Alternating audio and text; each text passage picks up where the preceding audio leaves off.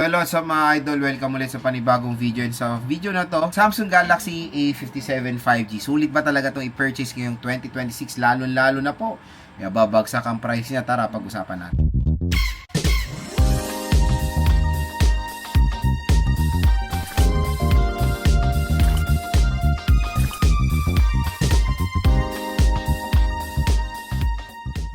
Yan mga idol, nakakatuwa naman na ang Samsung Galaxy A57 5G ngayon medyo nagte-trending ngayong June. Ganyan talaga rin si Samsung.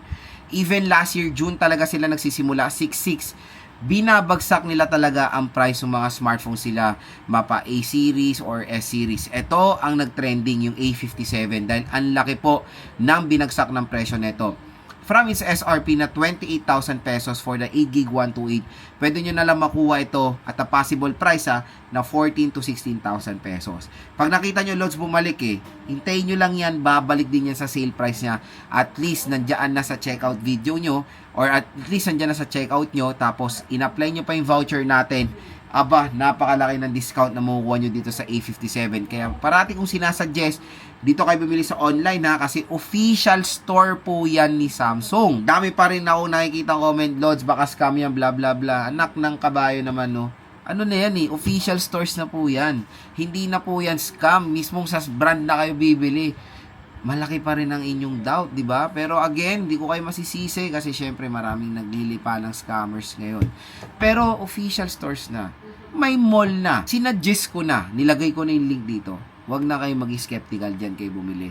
At meron pa hong special discount voucher yan na up to 1 to 2,000 pesos off. So, napakagandang deal na ngayon itong Samsung Galaxy A57. So, tanong natin dyan kung sulit nga ba itong si Samsung Galaxy A57 ni purchase. Ito na ba yung perfect smartphone ngayong 2026? Okay? Samsung Galaxy A57 ay meron 3 variants yan. Meron tayong 8GB 128, 8GB 256, at 8GB 512. Real talk naman talaga mga idol. Yung 128 neto, syempre hindi na talaga siya bagay. Even for its sale price of 14,000 pesos, medyo mababa. Pero wala tayong magagawa. Yan ang binigay ni Samsung. And Lods, magkano po ba yung 256 neto pag sa online? Usually, pag sa sale price ng 256, pwede nyo makuha ng 18,000 pesos, and for the 512 above 20 mil na lang, di ba? Kung meron kayong ganyang budget, extra budget, go for the 256 or 512, mas better na po. Mas mura pa rin siya even doon sa kanyang sale sa SRP ng base model na ito. Biruin mo to, 28,000 pesos, 8GB 128 lang. Pero ngayon yung 512, 20,000 pesos. Again mga idol, ito na yung perfect time to purchase sa Samsung Galaxy A57 5G. Unang-unang gusto kong pag-usapan dito, display. Ang ganda ng display ng A57 5G. Napakaliit ng bezel, napakaliit ng punch hole. Super AMOLED display pa to mga idol. So yung Super AMOLED display, several times ko na yan nagamit. Even sa A56, A55. Pero the sad part, walang upgrade. Hindi siya naging dynamic AMOLED, hindi siya mas mataas sa 1080p resolution. Pero parang may balak kasi Samsung ibagsak yung price. Kaya ngayon, sa kanyang sale price, napakalaking advantage ng Samsung Galaxy A57 yung kanyang display sa mga competitors niya na naka-AMOLED display lang. Ito, Super AMOLED, mas better yung contrast, mas better yung color reproduction, at mas deeper yung kanyang mga colors, kumbaga. Ang maganda rin dito, the protection of the screen is Corning Gorilla Glass Victus Plus Protection, HDR10 Plus pa, with the peak of brightness na 1900 nits of brightness. Mataas mga idol. Even for direct sunlight, magagamit nyo pa rin naman ng very clear ang Samsung Galaxy A57. The operating system is superb. It's Android 16 with One UI version 8.5.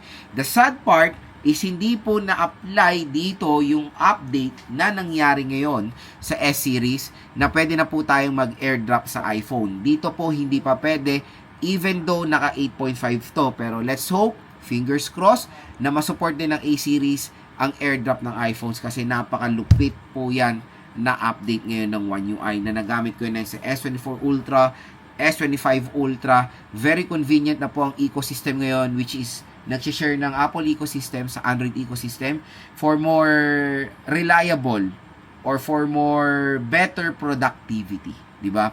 Ako kasi 2 user ako. It's Android and iOS. Isa lang nga Android ko kasi hindi ko ma-airdrop. Ngayon na-airdrop ko na, baka magdagdagan tayo ng mga Androids, diba? So, when it comes sa storage kasi, mas marami tayong mga option when it comes sa Android. And longevity-wise, eto na ang maganda dyan. Kasi, pinapromise si Samsung is 6 years operating OS update. Operating na OS pa, 6 years OS update po to.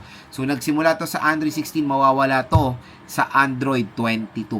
'Di ba? It's 2032 bago pa to matapos at hindi pa siya nagtatapos doon. Pag nawalan siya ng update sa Android 22, matagal nyo pa magagamit ang Android 22 ng ilang taon pa. So, ganyan ka-solid, ganyan katagal nyo magagamit itong A57. Baka bumigay na tong smartphone na to, na-update pa rin siya. Di ba? So, ganun siya kalupit. Next is yung camera. Ito na naman tayo sa camera. Doon na naman sa nag-comment na yan na sinasabi niya hindi daw complete recados do dahil walang telephoto. Again, hindi mo naman sabi kahit walang telephoto is complete na siya hindi na siya masabing complete recados. Meaning ko dito, when it comes sa camera, triple camera system ang mo-offer. Kapag sa iba, dual camera, walang macro, di ba? Iba, Lods, di naman nagagamit yung macro lens, blah, blah, blah. Again, for you, hindi nyo nagagamit. Pero siyempre sa mga ibang consumers nagagamit nila yan. Iba-iba tayo ng paggamit ng smartphone. Iba mas prefer din ng macro lens. Iba mas prefer ang ultra. Ako, mas prefer kong ultra wide compare sa macro lens. Kaya nga sabi ko sa inyo, kung maglalagay kayo ng dual, go for the ultra, not macro. Iba naman kasi, ultra and ultra and main camera lang. So, ito, complete ultra, macro, and main camera. It's a big advantage pa rin yan ni Samsung Galaxy A56 sa mga ibang competitors, of course. Camera quality, napakaganda. Very sharp yung photo na mapoproduce niya even for the video quality. So, yun. Syempre, na-adapt din itong AI capability niya sa photo. So, kung ano may makikita nyo AI capability rin sa S24 or S series before, gamit nyo rin yan dito sa Samsung Galaxy A57. No worries, yung both rear at front-facing camera nito support ng 4K video recording. Yung design niya, ang isa sa sobrang nagustuhan ko dahil mas manipis siya compare sa A56. Ang taba ng A55 lumipis sa A56, lumipis pa sa A57. So, grabe, slim nito. And malaki ang kutob ko baka sa A58, baka mas manipis na yan doon sa Fold 7 ngayon, di ba? So, napaka-sleek na design nito. Very, siya, kumbaga sa ergonomics and all, mukhang durable si A57. Glass back. And, syempre, ang maganda pa dito, mga idol, na naging favorite ko na. Wait lang double check ko kasi nakita ko lang to May eSIM. Pwede na po ang eSIM or may eSIM po itong si A57 na huge advantage niya pag nakuha nyo to ng 14 to 16,000 pesos. Iilan lang ang mga devices na mid-range na nag-o-offer ng eSIM capability sa ganitong presyo. I think Tecno Camon 50 Ultra 5G meron yan. Ito, grabe, eSIM capability. So, kung eSIM na kayo, magandang isa-suggest sa inyo A57. The most disappointing part is the battery. Syempre, 5,000, walang any upgrade, and even the charging rate. Charging rate mabilis. It's 45 watt fast charging rate. The sad part is wala po tong charger out of the box. Wala siyang kasamang charger. Pero again, pwede nyo naman bilhin yan. Pwede nyo bumili ng mga third-party chargers like Qgreen, Anker, or Romos. Pero the battery, walang pinagkaiba. Yun talaga yung nakaka-disappoint na sana tinaasan pa ni Samsung. Pero knowing Samsung, even sa S-series sila, hanggang 5K lang naman ang ino-offer nila. Ang magandang part naman sa Samsung, even though maliit ang kanilang battery capacity, hindi naman solid na maliit. Maliit siya sa paningin ng mga iba kasi 5K. Even though 5K siya, maganda naman yung software optimization niya when it comes sa battery. So, meron siyang tinatawag na device usage pattern. Kumbaga, pinag-aaralan ng device nyo yung paggamit ng smartphone at gumagawa siya ng way para makatipid ng battery. Same din sa iPhone. Ganun din naman ang iPhone.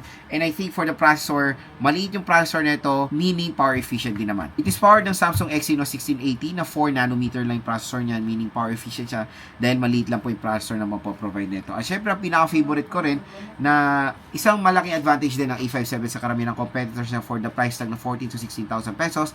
Ito po ay protected ng IP68 water and dust resistant. So meaning, ka-protection niya iPhone 17 Pro Max, Samsung Galaxy S26 Ultra, S25 Ultra. Ito po yung mga smartphone na pwede natin legit na masubmerge sa water within 30 minutes sa fresh water. Pero pwede rin nyo naman siya gamitin sa pool, pero syempre with certain kind of limitation. So pwede lob-lob alis.